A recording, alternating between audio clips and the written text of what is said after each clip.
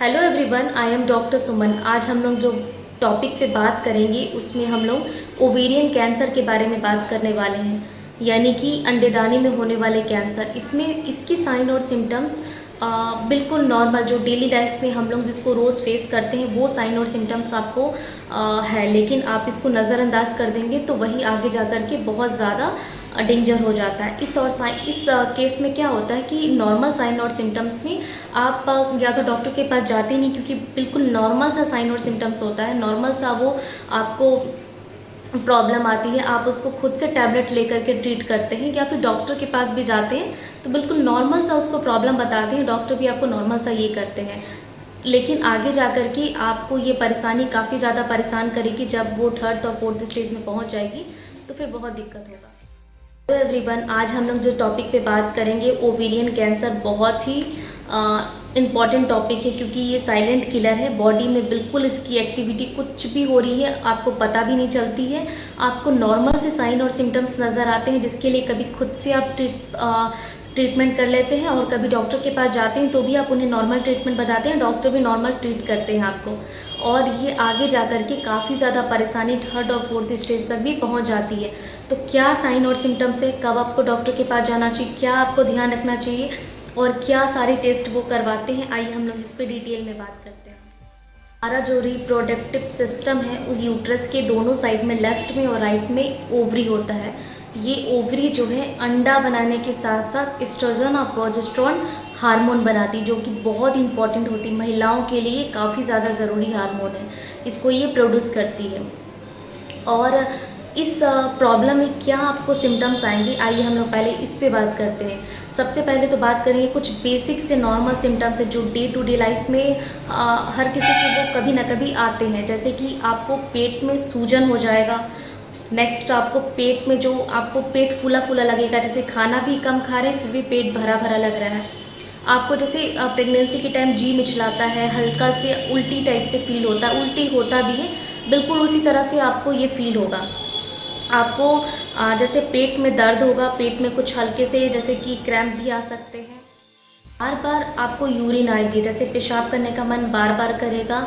आपको पीरियड बिल्कुल इनरेगुलर हो जाएगी, जैसे 2 महीने पे 3 महीने पे गैपिंग कर करके, जैसे 1.5 महीने पे आ रहा है वैसे आपको आएगा। फिर आपको टाइम पे नहीं आएगी, पेट आपका फूला फूला रहेगा, गैस आपको बनेगा बहुत ज़्यादा, कब्जियत आपको रहेगी, लैट्रिन आपको क्लियर खुल के नहीं होगी, कॉन्स्टिपेशन बहुत ज़्यादा रहेगी। और इसके लिए आप क्या करते हैं कि डेली आप डॉक्टर के पास क्या जाएंगे, नॉर्मल सी प्रॉब्लम है, गैस बन गया है, खुद से दवाई खा लेंगे, ठीक हो जाएगा, कल ठीक हो जाएंगे। अगर आपको 10-15 दिन से लगातार प्रॉब्लम है तो आप बीच में एक आध बार डॉक्टर के पास चले भी जाते हैं, तो उन्हें जाके बताते हैं कि मुझे नॉर्मल सा गैस बहुत ज़्यादा बन रहा, पेट फुला फुला रहता है, भूख कम लग रहा है और कब्जियत हो रही है, तो वो आपको नॉर्मल सी ट्रीटमेंट करते हैं। लेकिन आपको ये साइन और सिम्टम्स कुछ लंबे समय से है तो आपको ध्यान देना है, आपको इग्नोर नहीं करना है, आपको अपनी बॉडी के बारे में अवेयरनेस रहना है। प्रॉब्लम आपको तब तक नहीं पता चलती जब तक ये पूरे पेट में, पेल्विक एरिया में, पूरे पेल्विक एरिया में नहीं फैल जाए। ये प्रॉब्लम आपको जब तक आप डॉक्टर के पास जा रहे हैं तब तक ये थर्ड से फोर्थ स्टेज में पहुंच जाती है, और तब उसके बाद सर्जरी और कीमोथेरेपी के अलावा फिर आपको कोई रास्ता नहीं रहता है।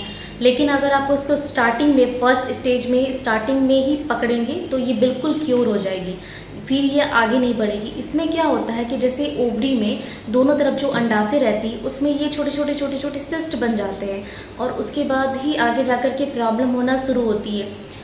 ये क्यों होता है, क्या कारण रहता है, कैसे मतलब क्या इसके साइन और सिम्टम्स है।